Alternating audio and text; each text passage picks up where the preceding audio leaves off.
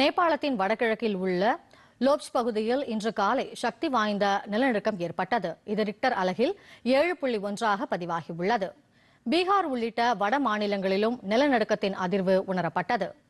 தேசிய நில அதிர்வு மையத்தின் அறிக்கையில் முதல் நிலநடுக்கம் காலை 6:30 மணிக்கு நேபாளம் சீனா எல்லையில் ஏற்பட்டதாக தெரிவிக்கப்பட்டுள்ளது.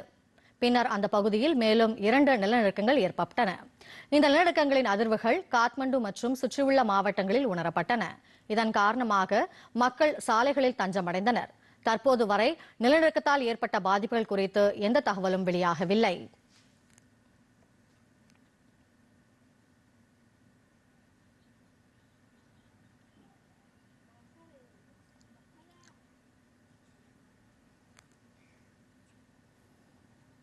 இந்தியாவில் பீகார் உள்ளிட்ட வட மாநிலங்களிலும் நேபாள நிலநடுக்கத்தின் அதிர்வு உணரப்பட்டது.